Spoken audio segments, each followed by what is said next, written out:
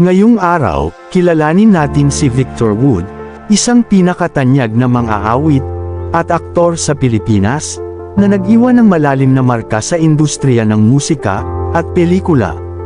Mula sa kanyang pagsilang hanggang sa kanyang pagpanaw, alamin natin ang makulay na buhay ng tinaguriang Jukebox King ng Pilipinas, dito lamang sa Pinoy Wisdom.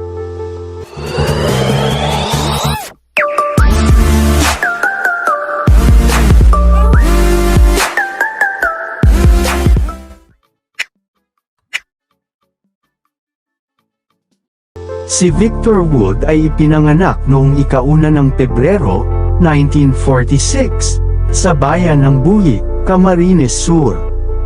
Bata pa lamang ay mahilig na siya sa musika, at nagpapakita na ng talento sa pag-awit. Lumaki siya sa isang simpleng pamilya na nagtulak sa kanya upang magpursige at gamitin ang kanyang talento upang makamit ang kanyang mga pangarap. Dahil dito, siya ay lumipat sa Maynila upang hanapin ang kanyang kapalaran sa mas malaking entablado. Noong dekada 60, nagsimula ang karera ni Victor Wood sa pamamagitan ng paglahok sa mga amateur singing contests. Ang kanyang malagintong tinig at karisma ay mabilis na napansin, na nagbigay daan upang siya ay makakuha ng mga kontrata sa recording. Isa sa kanyang mga unang tagumpay ay ang kantang Mr. Lonely, na sumikat noong 1960s, at mula noon ay sunod-sunod na ang kanyang mga hit songs tulad ng Eternally, I'm Sorry My Love, at Carmelita. Ang kanyang estilo ng pag-awit, na puno ng emosyon at damdamin, ay malapit sa puso ng masa. Ang kanyang mga awit ay naging bahagi ng araw-araw na buhay ng maraming Pilipino, at ang kanyang mga plaka ay patuloy na pinapakinggan sa mga jukebox sa buong bansa. Ang kanyang katanyagan ay umabot sa punto na siya ay tinawag na Jukebox King, dahil sa dami ng kanyang mga awit na naging tanyag sa mga jukebox. Bukod sa kanyang tagumpay sa musika, pumasok din si Victor Wood sa mundo ng pelikula. Siya ay naging bida sa ilang mga pelikula na karaniwan ay musikal at drama, kung saan mas lalo pa siyang minahal ng kanyang mga tagahanga. Sa kanyang kasikatan, hindi lamang siya isang mang-aawit kundi isa ring idolo ng pelikula, na nagpapakita ng kanyang pagiging multi-talented. Sa gitna ng kanyang karera, naranasan din ni Victor Wood ang mga pagsubok. Hindi lamang sa musika at pelikula nakilala si Victor Wood. Siya rin ay naging aktibo sa iba't ibang aspeto ng industriya ng entertainment. Naging host siya ng mga variety shows at guest sa iba't ibang programa sa telebisyon, na nagpapakita ng kanyang kakayahan sa pag-host at pag-arte. Ang kanyang presensya sa telebisyon ay nagbigay sa kanya ng mas malawak na audience at nagpatibay sa kanyang reputasyon bilang isang versatile na artista. Nagkaroon siya ng mga personal na problema at kontrobersya na sumubok sa kanyang katatagan. Gayunpaman, nanatili siyang matatag at patuloy na lumaban upang maipagpatuloy ang kanyang passion sa musika at pelikula. Ang kanyang pagbabalik sa entablado noong 1990s ay isang patunay ng kanyang determinasyon at pagmamahal sa sining. Si Victor Wood ay hindi lamang nakilala sa kanyang propesyonal na buhay kundi pati na rin sa kanyang personal na adhikain. Siya ay isang masugid na tagapagtaguyod ng mga lokal na musikero at isang mentor sa mga nagsisimulang artist.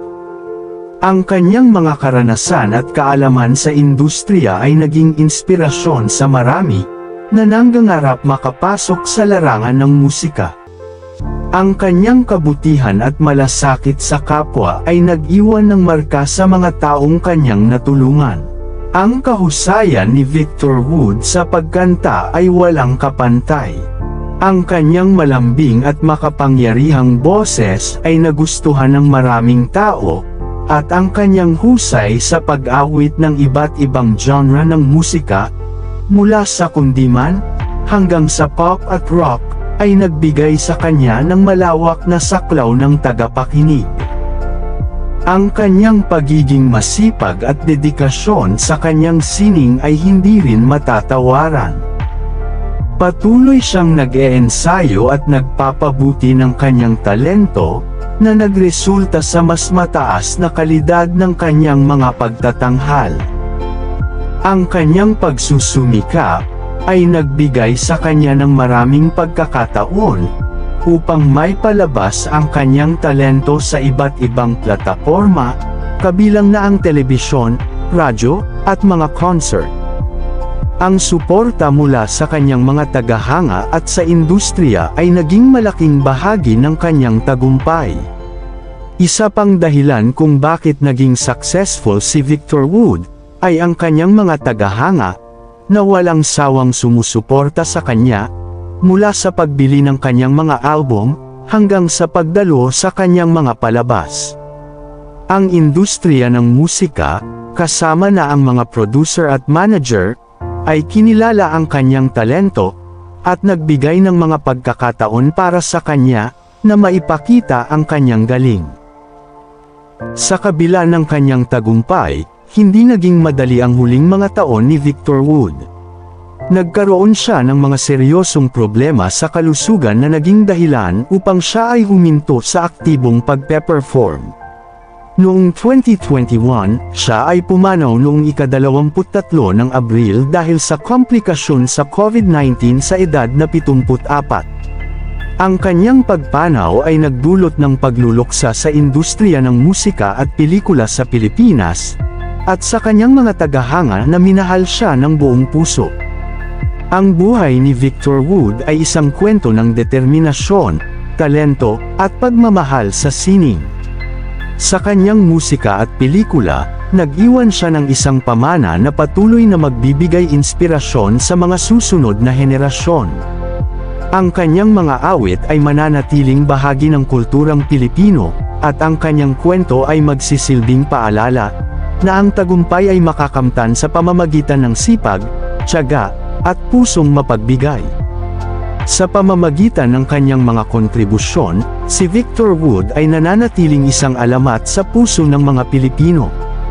Ang kanyang musika ay mananatili sa ating mga alaala, at ang kanyang kwento ay patuloy na ibabahagi sa mga susunod pang henerasyon. Ang Jukebox King ng Pilipinas ay nag-iwan ng hindi matatawarang pamana, na magpapatuloy sa kabila ng panahon.